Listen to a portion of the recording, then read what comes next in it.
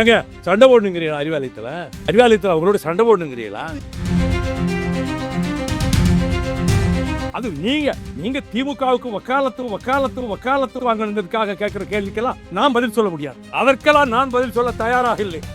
நான் பதில் சொல்ல வேண்டிய அவசியம் இல்லை. அது குதிரை பேரமா ஒட்டக பேரமா? அதுக்கு பதில் சொல்லுங்க. ஏன் கேள்விக்கு பதில் சொல்லுங்க. அண்ணாவின் கொள்கையை தாவேக அரசு பின்பற்றுகிறது. இந்த காரணங்களால் இந்த ஆட்சி மீது நாங்கள் திருப்தி அடைந்திருக்கிறோம், ஆதரிக்கிறோம். மதுக்கடைகளை அகற்ற வேண்டும் என்பதுதான் எங்களுடைய கொள்கை. அப்பொழுது நாங்கள் நெருங்கி சென்ற போது நாங்கள் தடியடிக்கு ஆளானோம், கண்ணீர் புகை வீச்சுக்கு ஆளானோம். எங்கள் மாவட்ட செயலாளர் நிஜாம் கை முறிக்கப்பட்டது.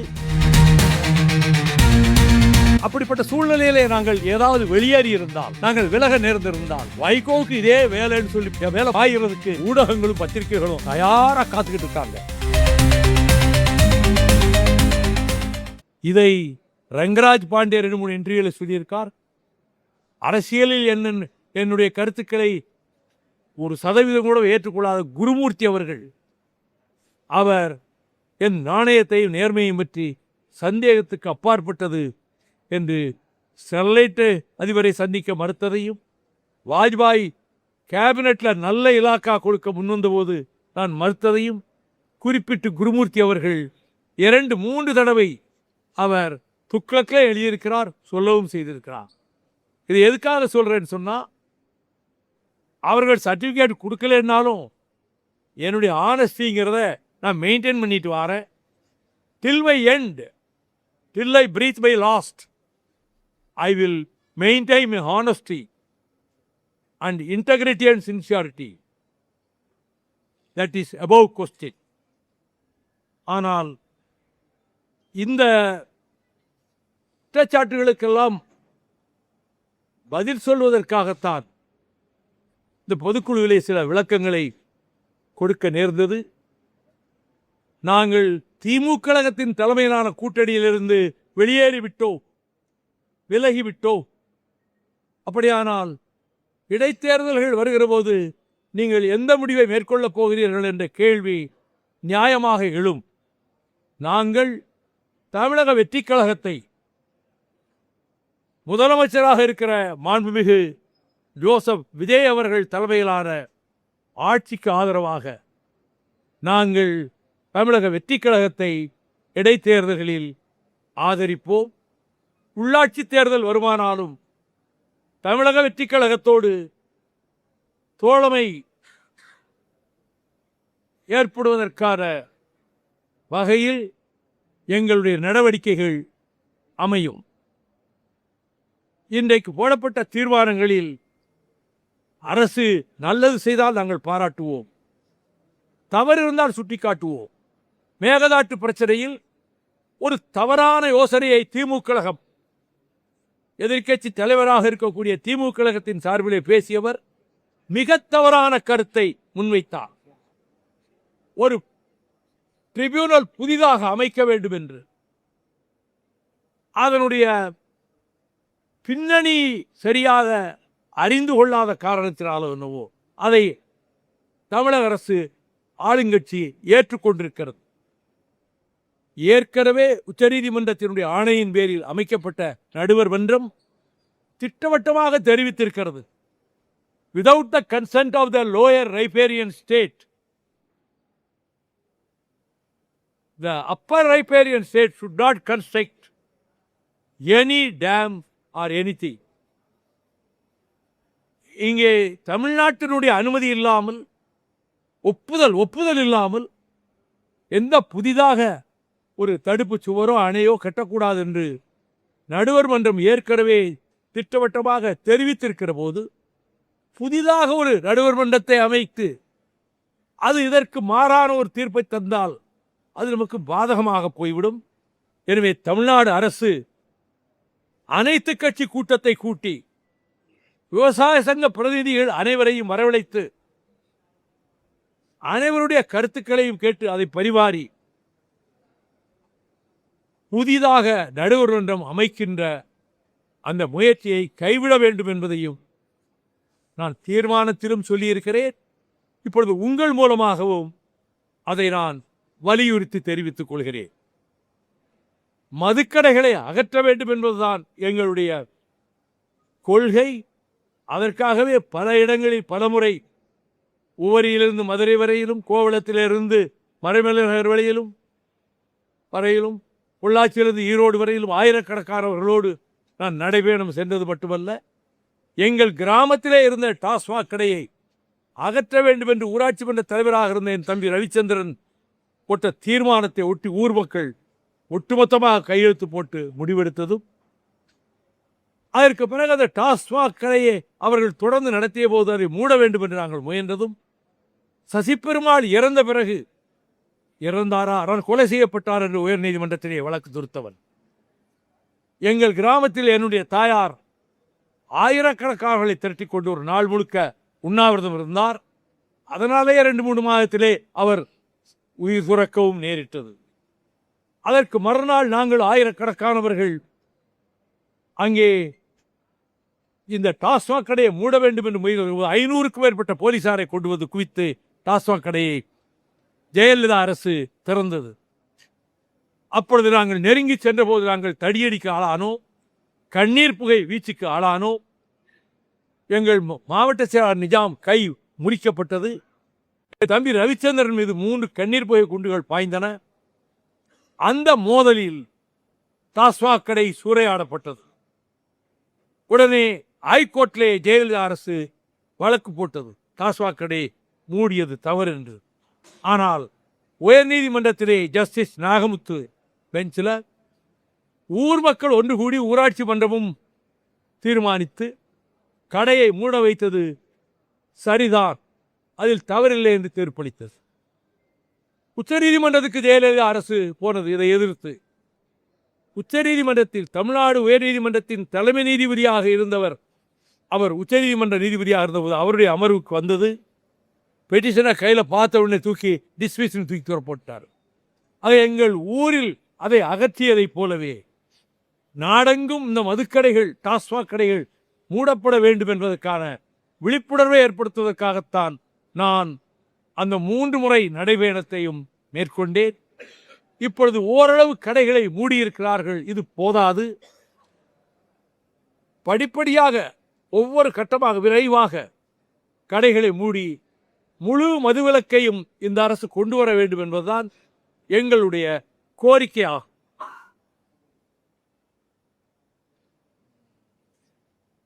துப்புரவு பணியாளர்களை ஒப்பந்தக்காரர்கள் மூலம் நியமிக்கின்ற முறை அகற்றப்பட வேண்டும் என்று நாங்கள் கோரி வந்தோம். அரசு அந்த கருத்தை ஏற்றுக்கொண்டிருப்பதாக எனக்கு செய்தி கிடைத்திருக்கிறது. அப்படியானால் அது வரவேற்கத்தக்க முடிவு. ஒப்பந்தக்காரர்கள் மூலம் கொடுக்கக்கூடாது என்பதுதான் எங்களுடைய நிலைப்பாடு. நீங்க கேட்கறத கேளுங்க. அப்படின்னு சொல்லிட்டு நிறைய விஷயங்கள் வந்து பாத்திப்பா சொல்லி ஃபைனல் சொல்லிச்சு. நீங்களா தான் சொன்னீங்க. இப்போ தாவிக ஆதரவு கொடுக்கும் சொல்றீங்க. தாவிகாவோட எந்த கொள்கையை குறிக்கும் சார்? அதை வந்து ரொம்ப விரும்பி இந்த கட்சிக்கு வந்து ஆதரவு தீக்கி வச்சது. Corruption is a root cause for all evils. இந்த ஆட்சியில் கரப்ஷன் இல்லை, அது எனக்கு முழு நம்பிக்கை இருக்கு. கமிஷன் இல்லை. ஒரு சதுர அடிக்கு இவ்வளவு அமௌண்ட் கரப்ஷன் கமிஷன் எல்லாருக்கும் தெரிஞ்சதுதான். Everybody knows it. அந்த கமிஷன் இந்த ஆட்சியிலே ஒழிக்கப்பட்டு விட்டது. கமிஷன் ஒழிக்கப்பட்டு விட்டது. கரப்ஷனுக்கு இடமில்லை. இந்த 2 பாயிண்ட்லேயே இந்த ஆட்சியை நாங்கள் ஆதரிக்கலாம். இடஒதுக்கீட்டை, சமூக நீதியை பாதுகாப்பதில் உறுதியாக இருக்கிறது. இருமொழி கொள்கையை நிலைநாட்டுவதில், மும்மொழி கொள்கையை ஏற்றுக்கொள்ளாததில், அண்ணாவின் கொள்கையையே தாவேக அரசு பின்பற்றுகிறது.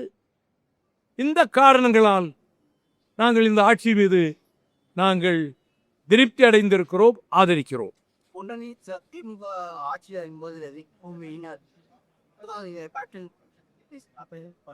என்னங்க நான் ஒரு வார்த்தை சொன்னா 100 மடங்கு ஊதி பெரிதாக்கி இவருக்கு இதே வேலைன்னு அட்டாக் பண்ணுறதுக்கு உங்கள் பத்திரிக்கைகளும் ஊடகங்களும் தயாராக இருக்கிறது அனுபவத்தில் பார்த்துருக்கேன். அதனால தான் நான் விமர்சிக்கலை.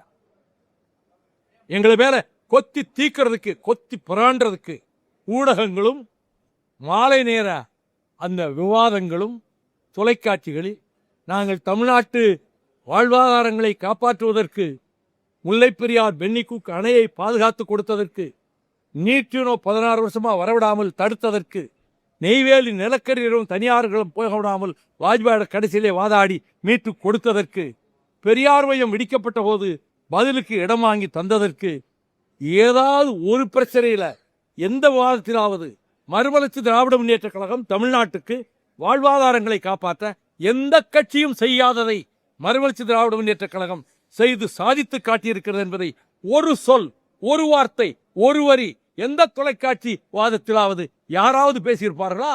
அப்படியே எங்க மேல ஒரு காழ்ப்புணர்ச்சி வைத்துக் கொண்டு எங்களை கொத்தி தீக்கிற மாதிரி வாதங்களை வைக்கிறவங்க மத்தியில நான் ஒரு வார்த்தை திமுக அரசை பற்றி கூட சொன்னா அதையே ஊதி பெரிதாக்கி இவர் குழப்பம் உண்டு கொண்டாரு கூட்டணிக்குள்ள ஆட்சிக்கு விரோதமான்னு சொல்லுவாங்க. அதுக்கு ஏன் வாய்ப்பு கொடுக்கணும்னு பேசாம இருந்தேன். முதலமைச்சரை சந்திச்சீங்க, என்ன செய்ய முதலமைச்சரை சந்திச்சீங்க, முதலமைச்சரை நீங்க நேரில் போய் சந்திச்சு ஆமா சந்திச்சேன். பல விஷயங்கள் பார்த்துட்டு 2 எம்எல்ஏ ராஜினாமா பண்ணதும் நான் வந்து உங்களுக்கு தேர்தல் பிரச்சாரம் மேற்கொள்றேன் அப்படின்னு சொன்னாங்க. ஆமாம், 2 எம்எல்ஏக்களும் அவர்கள் ராஜினாமா செய்தால் இடைத்தேர்தல் வரும். அப்படி ஒரு இடைத்தேர்தல் வந்தால் நானே வந்து உங்களுக்கு ஆதரவாக பிரச்சாரம் செய்வேன்னு அவர் சொன்னார். ஆனால் அந்த 2 பேர்கிட்ட சொன்னபோது செந்தில் செல்வன் பதிலே சொல்லலை. அவர் நேராக திமுக தான் இருக்க போகிறேன்னு போயிட்டார். ராஜேந்திரன் நான் மதிமுகவாக தான் இருக்கிறேன், ஆனால் எம்எல்ஏவாக தொடர்றேன்னு சொல்லியிருக்காரு. சரியான இதா சார் ராஜினாமா செய்ய சொல்ல அக்காவும் தேர்ந்தெடுக்கப்பட்டோம். ஒன்றும் தப்பு கிடையாது, தப்பு ஒன்றும் கிடையாது. குதிரை பேரை யார் பண்ணுறா? குதிரை பேரம் நடத்துகிற கட்சி எது? குதிரை பேரம் நடத்தித்தான் இப்போ ஒரு எம்எல்ஏ கொண்டு போயிருக்காங்களா அவங்க? அது குதிரை பேரமா ஒட்டக பேரமா? குதிரை பேரமா ஒட்டக பேரமா? அதுக்கு பதில் சொல்லுங்க. என் கேள்விக்கு பதில் சொல்லுங்க. தோழர் நீங்க கேள்வி கேட்ட நான் கேட்குற கேள்விக்கு பதில் சொல்லுங்க. இந்த ஒரு செந்தில் செல்வனை கொண்டு போயிருக்காங்களே, இது குதிரை பேரமா ஒட்டக பேரமா? இல்லை, நீங்க இது குதிரை பேரமா ஒட்டக பேரமா? அவங்க கட்சியில சேர்த்தது சேர்க்கிறதா தான் இவர் சொல்லிருக்காரு நாங்க சேர்ந்துட்டோம்னு சொல்லி. அது நீங்க திமுகவுக்கு வக்காலத்து வாங்கணுன்றதுக்காக கேட்கிற கேள்விக்கெல்லாம் நான் பதில் சொல்ல முடியாது. அதற்கெல்லாம் நான் பதில் சொல்ல தயாராக இல்லை. இல்லை இல்லை, நான் பதில் சொல்ல வேண்டிய அவசியம் இல்லை. உங்களுக்கு நான் பதில் சொல்ல வேண்டிய அவசியம் இல்லை. இல்லை, நீங்க என்ன நோக்கத்தோட கேட்கறதுன்னு தெரியும். சார், அதிமுக சட்டமன்ற உறுப்பினர்களும் ராஜினாமா செஞ்சிருக்காங்க. பொதுவா மக்கள் என்ன நினைக்குவாங்க சார்? ஏன்னா மக்கள் ஒன்றும் நினைக்க மாட்டாங்க, நியாயம்னு நினைப்பாங்க. சார் தேர்தலில் ஏற்றுக்கிடுவாங்க. சார் தேர்தலில் திமுக வந்து மதிமுகவை ஒரே ஸ்ரீ சின்னத்தில் போட்டின்னு ரொம்ப ஏசாக ஊற்றி நாங்கள் மறுத்தோம், நிர்பந்திக்கப்பட்டோம். மற்ற கட்சிகளுக்கெல்லாம் அந்த நிர்பந்தம் இல்லை. எங்களை நாங்கள் வெளியேறினா எங்கள் மேலே என்ன பழி வேணா போடலாம், அந்த நிலைமையில வச்சுக்கிட்டு எங்களை நிர்பந்திச்சாங்க. ஒரு சீட்டுன்னு சொல்லிட்டு அதுலேயும் கூட சூரியன்லாம் நிற்கணும்னு நிர்பந்திச்சாங்க. அது என்ன ஆரோக்கியமான அரசியல்? எதுக்காக நிர்பந்திக்கணும்? மற்ற கட்சிகளெல்லாம் நிர்பந்திக்கலையே. சிறுத்தைகள் அவங்க சின்னத்தில் போட்டி போட்டாங்க, முஸ்லீமுக்கு அவங்க சின்னத்தில் போட்டி போட்டாங்க, கம்யூனிஸ்டுகள் போட்டி போட்டாங்க. எங்களை மட்டும் நாங்கள் ஏதாவது தனி சின்னத்தில் நிற்கிறோன்னு சொன்னதை ஏற்றுக்கிடவே இல்லையே. நிர்பந்தம் தானே கொடுத்தாங்க. அப்படிப்பட்ட சூழ்நிலையிலே நாங்கள் ஏதாவது வெளியேறி இருந்தால், நாங்கள் விலக நேர்ந்திருந்தால், வைகோவுக்கு இதே வேலைன்னு சொல்லி என் மேலே பாயிறதுக்கு ஊடகங்களும் பத்திரிகைகளும் தயாராக காத்துக்கிட்டு இருக்காங்க. ஆமாம், அதனால் அதுக்கு இடம் கொடுக்க வேண்டாம்னு அமைதியாக இருந்தேன். சார் வைகோ இதெல்லாம் 5 நபரா? அது எதுக்கு அஞ்சாதவர்? மரணத்துக்கு அஞ்சாதவர், அவ்வளவுதான். அவச்சொல்லுக்கு அஞ்சுகிறவர், படிச்சொல்லுக்கு அஞ்சுகிறவர். சார், இப்போ இடைத்தேர்தல் இப்படி விஷயங்கள் வரக்கால மக்களோட வரி பணத்தை வந்து நம்ம நல்ல விதமா உபயோகம் பண்ணலாம். ஆனா மக்கள் வரி பணத்தை அரசு என்ன பாழ்படுத்துச்சு? இதே உயர போது வரி பணம் போய் வீணாயிர போது. சார் என்ன எல்லாரும் பட்டாங்க சார் மக்கள் வரைபடம் தெரியும். சொல்லுங்க சார். மக்கள் வரைபடத்தை பாடுபடுத்துறாங்க சார். இல்லை என்னென்ன இல்லை, எல்லாத்துலேயும் கமிஷன், எல்லாத்துலேயும் கரப்ஷன். அது மக்கள் சொத்து தானே. அதை நீங்கள் ஒரு 9 வருஷமா அவங்க கூட இருக்கீங்க, அப்போ சொல்லியிருக்கலாம். அதுக்கு தான் இப்போ பதில் சொன்னேன்ல. ஒரு வார்த்தை சொல்லியிருந்தாலும் எங்களை போட்டு பிராண்டுறதுக்கு பல பேர் காத்துக்கிட்டு இருக்காங்கல்ல, எங்கள் மேலே பழி போடுறதுக்கு. அதனால பேசாமல் இருந்தோம். நான் சொல்லும்போது யோசிக்க அதெல்லாம் இல்லை, அதெல்லாம் இல்லை. சொன்னால் மற்றவங்களெல்லாம் விட்டுருவாங்க, எங்களை மட்டும் தனிமைப்படுத்தி அட்டாக் பண்ணுவாங்க. மற்ற கட்சிகள் என்ன வேணால் பேசட்டும், ஏதாவது நீங்கள் விமர்சிக்கிறீங்களா, அவங்க என்ன நிலைப்பாடு எடுத்தாலும் எம்டிஎம்கேனா உங்களுக்கு கிள்ளுக்கிறேன். சரியா வந்து அணுகலையா சார்? ஏன்னா இவ்வளவு விஷயங்கள் சொன்னீங்க. எங்களை சரியாக நடத்தவில்லை. போன உடனே இந்த 4 சீட்டுக்கு ஒத்துக்கிட்டா தான் அடுத்து பேச்சுவார்த்தை. கண்டிஷன் போட்டு நிர்பந்தப்படுத்தி இதுக்கு ஒத்தா தான் அடுத்த ஸ்டெப்புக்கு போக முடியும். எடுத்த எடுப்பிலேயே நீங்கள் இதை கையெழுத்து போட்டு தான் ஆகணும், அப்போ தான் பேச்சுவார்த்தையை தொடர முடியும். இந்த 4 சீட்டுக்கு மேலே ஒரு சீட்டு கொடுக்க வாய்ப்பே இல்லைன்னு ரொம்ப அழுத்தம் திருத்தமாக ஆணித்தரமாக சொன்னாங்க.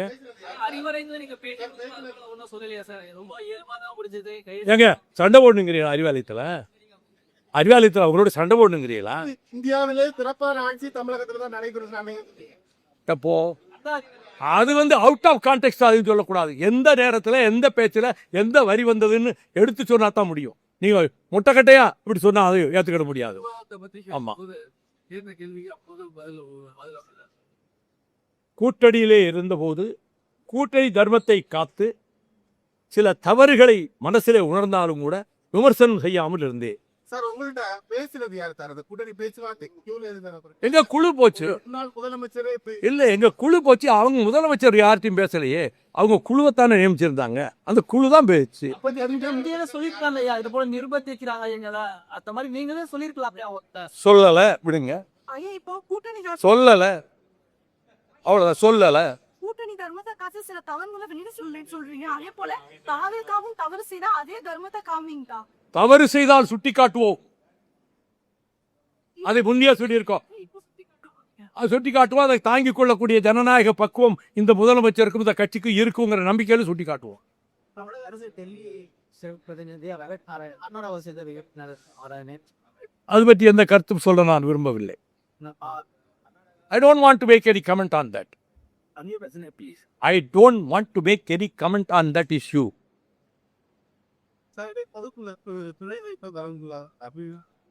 ஒரு முக்கியமான ஒருவருக்கு உடல்நலம் இல்லை, அவரை பார்க்கறதுக்காக மருத்துவமனைக்கு போய் திருச்சியில், அதனால வரல. அதெல்லாம் ஒன்றும் இல்லை, இதுக்கு அதுக்கு சம்மந்தம் இல்லை. திருச்சிக்கு தாவேக்கா சார் ஒரு கோகிரி வாய்ப்பு இருக்கா? எங்க இல்லை, வாய்ப்பே இல்லை. திமுக ஊழலுக்கு உண்டாவத்தில் சாரி வந்து கலவரங்களா உங்களை கலவரப்பு வாய்ப்புங்களா? இதெல்லாங்க கற்பனையான யுகங்கள், கனவுல கூட நினைக்காத யுகங்கள். 1% கூட அதில் வாய்ப்பு கிடையாது. வைகோவாவது அங்கே போய் நிற்கிறதாவது, அதுவும் அவரை எதிர்த்து, அது மாதிரிலாம் தவறு நான் செய்ய மாட்டேன். புதுச்சேரியில கல்யாண திட்டமோ முன்னாள் முதலமைச்சர் வந்து உங்களை கட்டுக்கதையில் சீமான கையசியும் செய்திருந்தாரு. இப்போ 5 ஆண்டுகள் அவங்களுடைய ஆட்சியில் வந்து நீங்கள் புகழி வச்சு அவங்களோட தோழத்தையா பிரித்தீங்க அப்படின்னு எல்லக்கா ஒன்று நடக்கும். பொதுக்குழுவில் பேசுகிற எல்லாத்துக்கும் பதவுரை பொழிப்புற விளக்க உரையெல்லாம் பத்திரிகையாளர்கிட்ட கொடுக்க முடியாது. திராவிட எங்களுடைய திராவிட சித்தாந்தங்களை அடுத்த கட்ட திமுக எப்படி செய்வோம் இத்தனை பல விமர்சனங்கள் எப்படி நீங்க வச்சுக்கிறீங்க? 2017 அதிமுக திராவிட கொள்கையை பாதுகாப்பதற்காக தான் திமுகவோட கொள்கை கூட்டணி சொன்னீங்க. இப்போ திமுக எப்படி செய்யணும்? எந்த பிஜேபி இந்துத்துவ சக்திகள் இங்கே நுழையக்கூடாதுன்னு சொல்லி முடிவெடுத்தமோ அந்த சக்திகளோடு சேர்ந்து கூட்டணி அமைச்சு தேர்தலை சந்தித்த அதிமுகவை ஆட்சிப்படத்திலே அமர வைப்பது, அதற்கு ஆதரவு கொடுப்பது என்ற ஒரு நிலைப்பாட்டுக்கு திமுக வந்தது என்பது உண்மையாக இருக்குமானால், இது இந்த கருத்தை பலரும் சொல்லியிருப்பதனால நாங்கள் எப்படி அவங்களோட கூட்டம் தொடர முடியும்? This is my answer. யாருடைய அரசியல்? அது ஒரு நல்ல கட்டமைப்பான கட்சி, ஒரு ஸ்ட்ராங் ஸ்ட்ரக்சர் உடைய கட்சி, கட்டுக்கோப்பான கட்சி. அவங்க இந்த கட்சி எதையும் ஃபேஸ் பண்ணி அவங்க ரன் பண்ணுவான். நான் குறையெல்லாம் சொல்ல, நான் தளபதி மு.க. ஸ்டாலினை பற்றி எந்த குறையும் சொல்ல விரும்பவில்லை.